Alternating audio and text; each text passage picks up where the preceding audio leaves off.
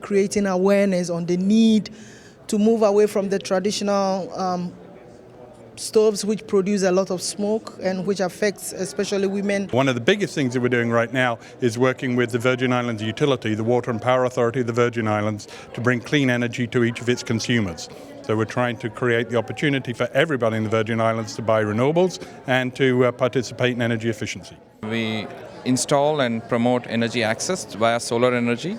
We have electrified more than 200,000 households in rural India over the last 20 years, and that's our basic bread and butter in life. There's two things we do to support sustainable energy for all.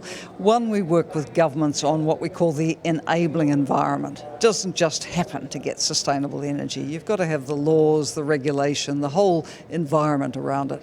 We also work on the bottom-up solutions, the decentralised, the off-grid. And with all the new renewable technologies, it's so exciting an area to be working in with solar and wind and biomass, etc. So we believe that energy is the key to bringing people out of poverty, and we work extremely hard on it. The solutions are there. So if we don't act, we are criminals ourselves as well. Then I take the lead with the Mamalat Initiative for Sustainable Energy, with the program called Zero Kerosene Lamp by 2020, so that those lamps can really help getting rid of the kerosene lamps, because it's really a lot of cost. I think make the case. This is one of the biggest issues facing the world, 1.2 billion people without access to any form of electricity, 2.7 billion people still cooking over open fires, 4 million people a year dying as a result of inhalation of indoor air pollution from those fires. This is a really big issue, and the world needs to understand that, and people need to take a stand and push politicians and funders to actually put money and effort into changing this and eliminating it. It depends on who the person is. If you're a business person, I think you might want to ask yourself, how am I using energy poorly? How can I be more efficient and cost effective in my use of energy, because that affects the bottom line? Well, I think that it's a matter of lifestyle in some respects, thinking about your footprint on the earth. There's an old Boy Scout expression, always leave the campground cleaner than you found it. And if we live our lives that way, then the earth will be fine. By getting innovative and creative about the way we see the future, it's what I challenge everyone to begin to think about, by dropping those things that doesn't work any longer and moving very close to cleaner fuel, cleaner energy, taking care of our environment and, of course, our health. Finally, people are not treating energy as a standalone topic over here, while women, education, healthcare are over here. Everybody's coming to realize these are incredibly linked, and that the time and opportunity right now is quite urgent to make sure that we're addressing these issues together. So it's exciting to hear that countries are coming forward with energy plans that are built to have health outcomes. One of the most exciting things I've seen is in India. There are solar microgrids in northern India which are providing electricity, so basic electricity in terms of lighting and mobile phone charging, to clusters of households from about 30 households onwards. I think the change both in the technology and the cost of the technology is the most exciting factor.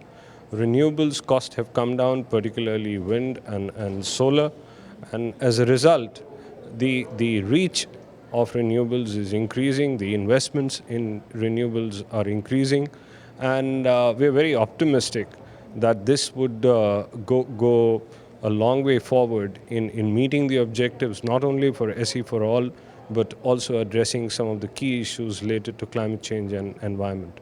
For us, all the solutions are good, provided they bring health benefits. And we are convinced that if at the household level we can improve the access to clean energy, if we can provide women with better clean cook stoves devices, if we can create a better environment at the household level and reduce their pollution, that will be fantastic.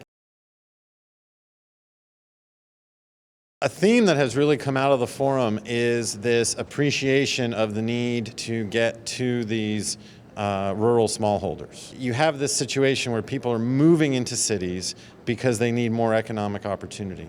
If we could bring energy to them, there is abundant economic opportunity through agriculture and other activities in rural areas that will keep people from overcrowding in cities, and then that will keep them tied to the land, that will make the land more productive, that will allow us to generate more food, which will allow us to feed the population, which is going to continue to grow. I just think it's really exciting to have now the Decade of Sustainable Energy for All launched. It represents the coalescence of the international community, from the public sector, from the private sector, all coming together to say, yes, we need to make a difference. We really need to drive the global agenda towards sustainable energy for all, and that's just tremendously exciting. I think what's really interesting is that you have a platform here that's a multi-stakeholder platform in a very true sense. You have the private sector, you have academia, you have civil society, governments, talking as equals and all engaged on the substance of the global transition to come, rather than discussing politics. And I think that's, for me, the most interesting part of this. I think here I've heard several interesting things. For me, the increased participation of the private sector is really important. So it's not so much what I've heard, but what I've seen.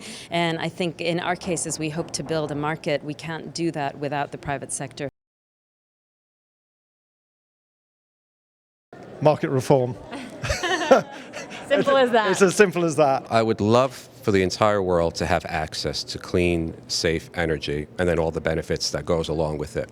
If more people, particularly the critical decision makers, could understand why this is the core to so many other problems, water, food, human rights, fundamental issues. If we could solve the energy issue, we could solve so many of those others so much easier. So we'd focus on this one first. I think the Secretary General has that right. He understands that with his golden thread. We just got to keep doing it. I wish we lived in a world in which women didn't have to give birth by kerosene lamps. I wish we lived in a world where children could get vaccines. I wish we lived in a world where every child could study at night. I truly believe that that's the future, and I'm so grateful to be part of a community of innovators out there working to make sure that's a reality.